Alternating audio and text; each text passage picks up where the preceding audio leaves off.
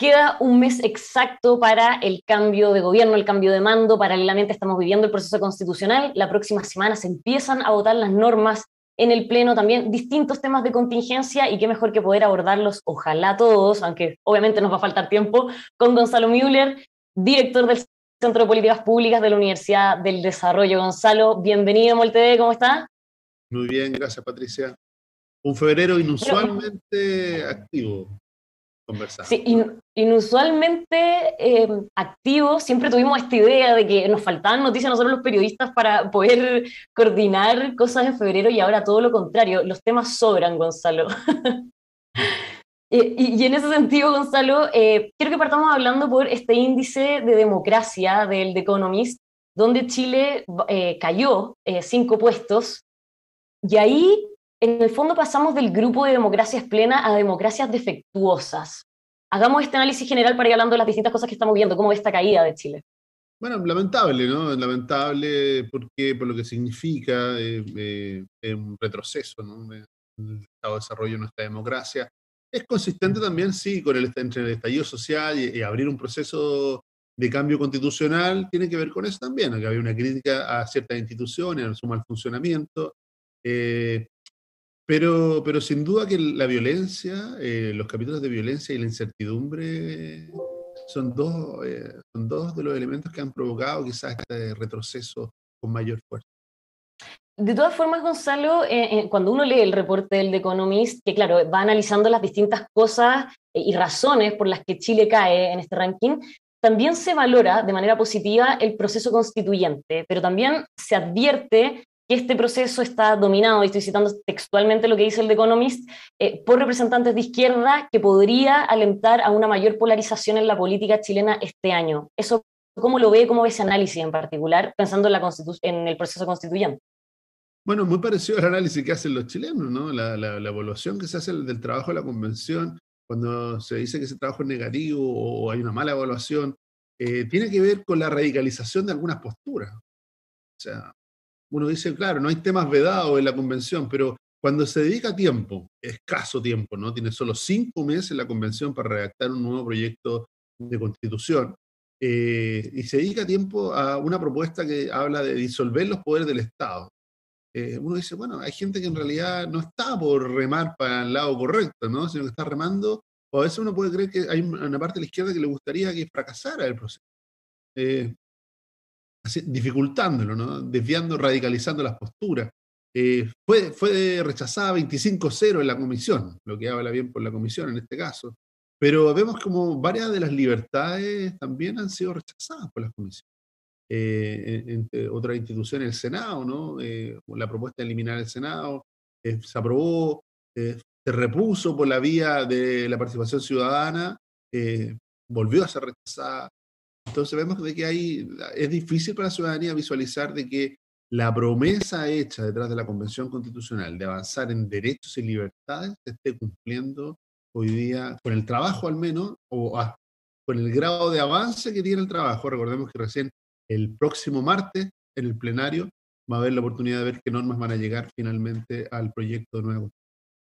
Y ve que se pone cuesta arriba esta idea o este anhelo de la aprobación de una nueva constitución, considerando el avance de algunas propuestas que son bastante controvertidas y que estamos viendo que han generado harta polémica. Sin duda que hace más difícil la aprobación.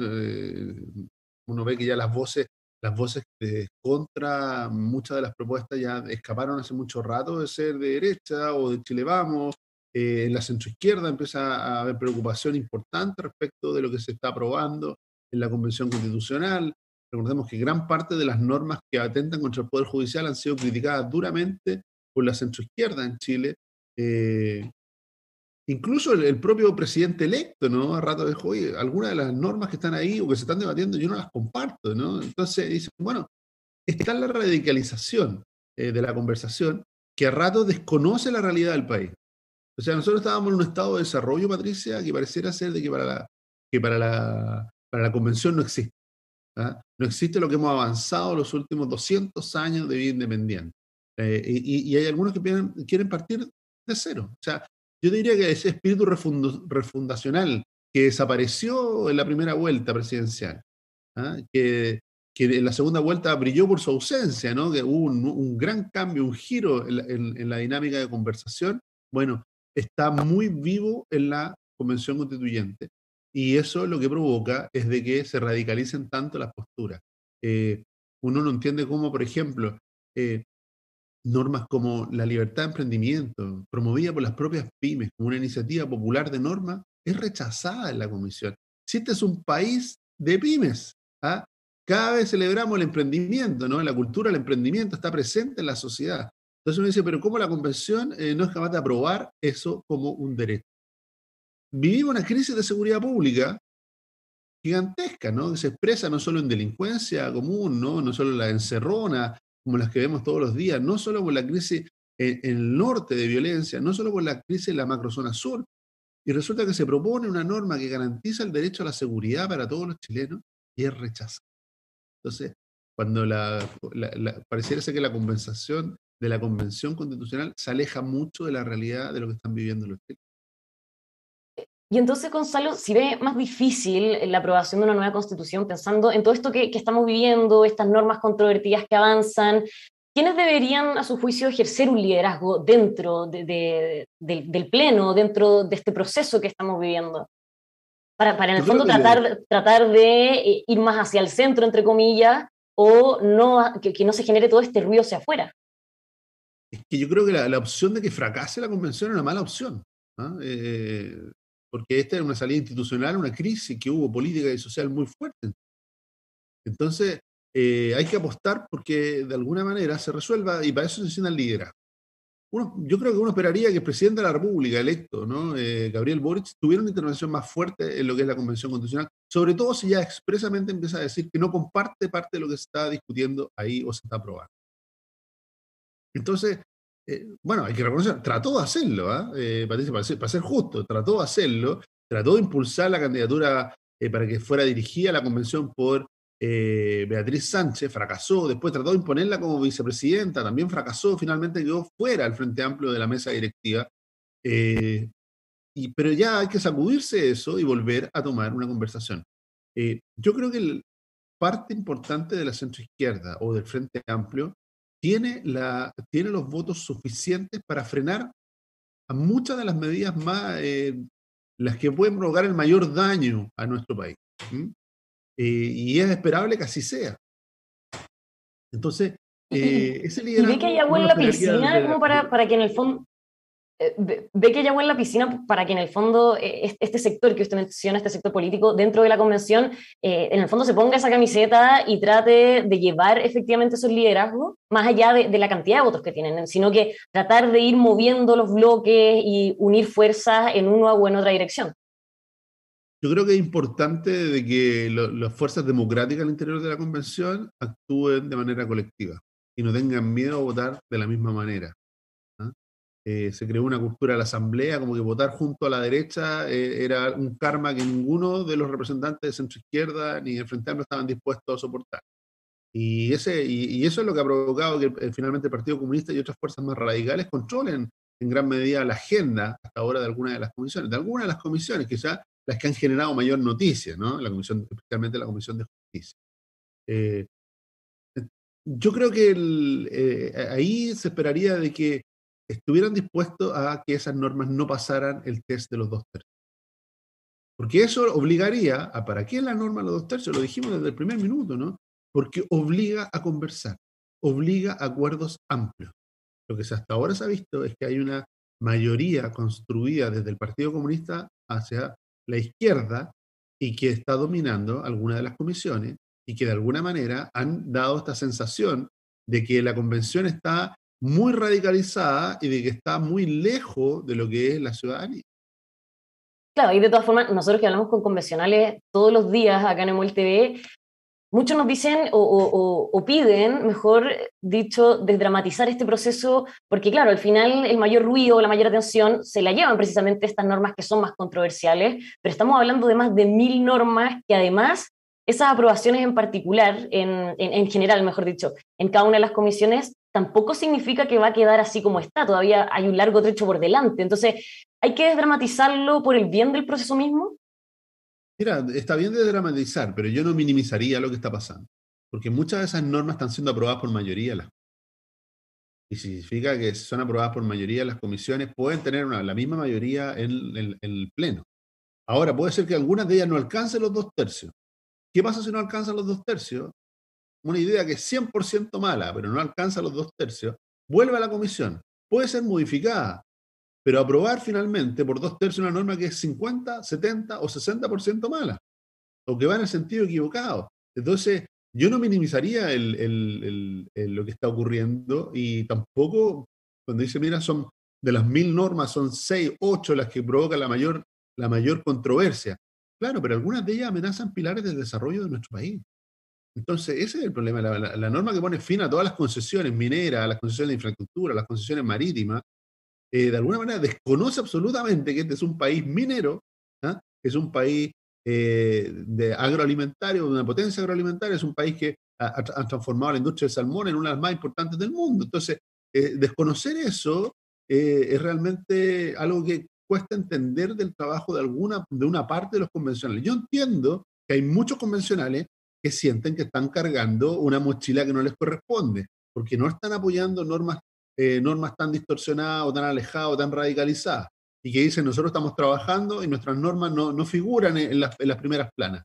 Pero eso tiene que ver con que quizá el impacto de estas normas es mucho más amplio y la capacidad de hacer daño de algunas de ellas es mucho más profunda. Lo Gonzalo, otro es que el entonces, tenor, Patricia, el tenor de la conversación a veces es difícil de racionalizar porque los pueblos avanzan en un desarrollo continuo, ¿no? Y es raro a veces que se pretenda retroceder o en libertad de expresión. Finalmente fue rechazada la idea de esta comisión de los medios, ¿no? Que era un atentado contra la libertad de expresión. Fue rechazada en la comisión.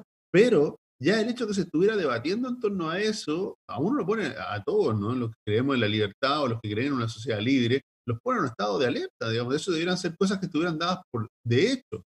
O sea, la mayoría de los chilenos lo que espera es una constitución que garantice más derechos, pero no menos derechos, que tenga más libertades y no menos libertades. paralelamente al proceso constituyente, estamos viviendo también contingencias políticas súper importantes, todas las crisis que estamos viendo, económica, sanitaria, todas las situaciones que estamos viendo con los camioneros ahora en el norte, etcétera, la migración, lo que sucede en la Araucanía. Entonces, a su juicio, y justamente pensando en lo que estamos conversando, lo que está pasando en la convención, el día 12 de marzo, ¿qué tiene que hacer Gabriel Boric? ¿O qué debería hacer? ¿Preocuparse más de la convención? ¿Tratar de alinear a su fuerza política para que vayan causando ese proceso? O, bueno, y además, encargarse de todo esto otro. ¿Qué pasa ese 12 de marzo? No, yo creo que va a tener que hacerle frente, yo creo que cada vez más la política es administrar distintas crisis, ¿no?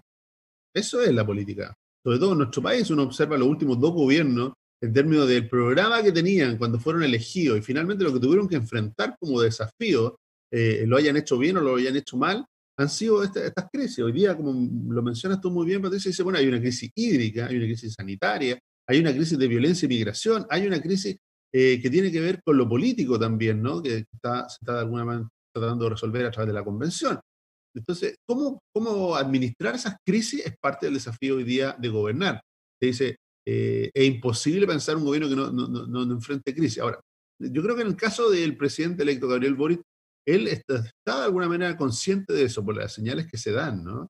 En materia económica, fíjate tú, Mario Marcel, el futuro ministro de Hacienda, ya se reunió con el partido que dijo que iba a seguir promoviendo retiro para tratar de darle una cercanía, ¿no? Un partido que es parte de la coalición de gobierno, el Frente Regionalista Verde Social.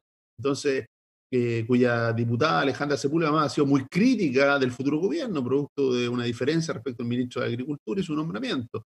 Eh, Se está tratando de administrar eso y de ordenar primero la coalición y después empezar a conversar, que es lo que se espera, ¿no? De conversar con otros sectores políticos. Yo creo que hay una agenda ciudadana que está emergiendo con mucha fuerza, que tiene que ver con seguridad, en primer lugar, así lo muestra la encuesta, que tiene que ver En segundo lugar, con temas económicos, ¿no? Ahí está la inflación, ahí está el estancamiento de los sueldos, ahí está la falta de empleo. Y en tercer lugar, tiene que ver con temas, obviamente, de salud, educación, vivienda, que son tres también deudas, ¿no?, sociales que están ahí muy marcadas. ¿Cómo lo va a hacer el futuro gobierno? Yo creo que está tratando de asumir ese desafío. Recordemos que en materia de seguridad social no tenía ni siquiera un capítulo en su programa, pero entendió en la segunda vuelta que tenía que tener un discurso también e incorporar el tema de seguridad ciudadana en su agenda. Bueno, ahora va a tener el desafío de que hoy día seguridad ciudadana es el tema número uno de preocupación de los chilenos, ya sea en su versión de la delincuencia, ya sea en su versión narcotráfico, ya sea en su versión violencia política, es la preocupación número uno de los chilenos. ¿Y debería ser la preocupación número uno del presidente cuando asuma? Absolutamente. Entonces yo creo que lo tiene que incorporar en su agenda legislativa, incorporar en su agenda de gobierno, tener medidas. ¿Ah? Yo creo que va a ser muy difícil que pasen 6 meses y el gobierno entrante, ¿no?, el gobierno del Frente Amplio, no tenga una agenda en materia de seguridad. ¿Por qué? Porque es evidente de que la demanda ciudadana está ahí instaladísima. Los gobiernos tienen que tener esa flexibilidad y ese pragmatismo, hacerse cargo de lo que los ciudadanos le están reclamando con urgencia. Lo mismo ocurre en materia de inflación. Yo creo que ahí la figura de Mario Marcel tiene una gran oportunidad de no solo de validarse, ¿no?, sino de adquirir más poder al interior del gabinete, porque los temas económicos, como inflación, desempleo y crecimiento, van a estar muy presentes también en la agenda del primer año, por lo menos. Gonzalo, volviendo un poco a lo que conversábamos de la convención, es una carrera contra el tiempo, el 4 de julio esto se acaba, tiene que estar listo para el plebiscito de salida. ¿Cómo ve lo que queda, ese periodo, si vamos a estar listos o no para ese 4 de julio, pensando en todo el proceso entre medio que todavía se tiene que vivir, que en el fondo muchos dicen, esto en verdad no es el segundo tiempo, sino que es el partido?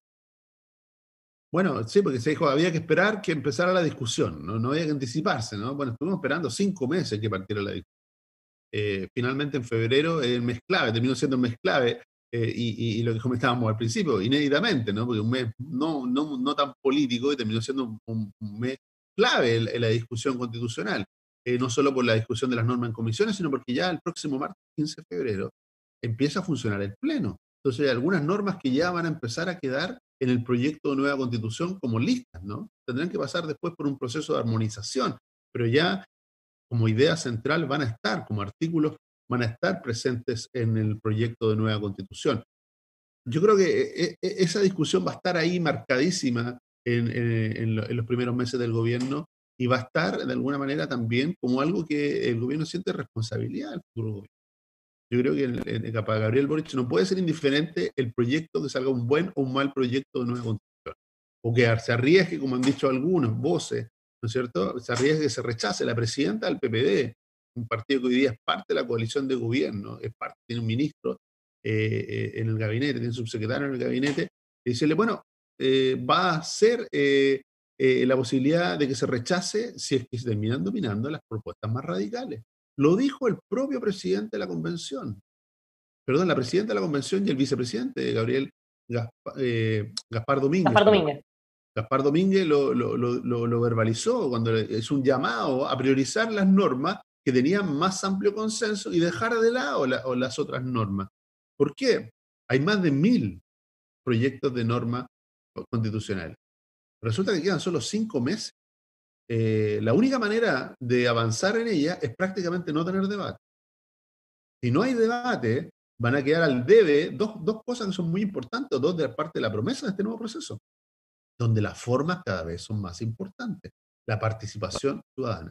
La convención estaba muy orgullosa del proceso de participación ciudadana y de las iniciativas populares de norma, logrando una gran participación de chilenos a través del apoyo de esas normas. Pero resulta que varias de esas normas, por no decir casi todas, han sido rechazadas sin discusión, o sea, sin debate, sin ser escuchadas. Entonces, también tiene que tener mucho cuidado con eso, porque al final del día, los 27.000, los 40.000, los 60.000 chilenos que apoyaron una norma, esperaban que al menos se debatiera en torno a ella.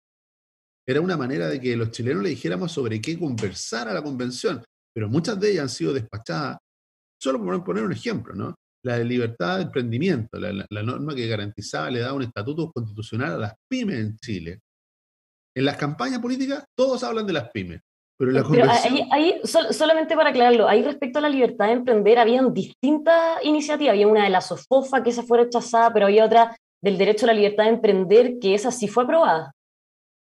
por eso digo, hay que ir viendo cuáles son de las iniciativas populares de norma, cuáles estaban siendo apoyadas en general por distintas organizaciones, ¿no? Es verdad que hay algunas que tenían coincidencia respecto del tema al cual estaban tratando, pero lo que tiene que tener mucho cuidado la convención es de que abierto el proceso de participación. Lo mismo respecto a las tradiciones, ¿no? El respeto a las tradiciones o la promoción de las tradiciones en Chile. Algunos hablaban del mapa de las tradiciones en Chile, también fue rechazado. Entonces, se abrió un proceso de participación, muchos chilenos apoyaron esa reforma, esa iniciativa de norma popular, y hoy día están viendo que no se debate en torno a ellas, sino que son simplemente o rechazadas o algunas de ellas son. Claro, y todo esto en esta carrera contra el tiempo, pensando en todo lo que viene. O sea, estas normas se aprobaron en general, ahora pasan al pleno, se van a discutir, si es que se rechazan, pueden volver a las comisiones para indicaciones, así, así. Y bueno, vamos a seguir con los análisis, sin duda, Gonzalo. Muchísimas gracias por habernos acompañado hoy día. No, gracias a ti por la invitación aquí a MulTV. Bueno, y a todos ustedes que nos están viendo, por supuesto, como siempre, los dejamos invitadísimos a que sigan informándose de todo lo que sucede en la convención, pero también en la contingencia nacional e internacional aquí en emol.com.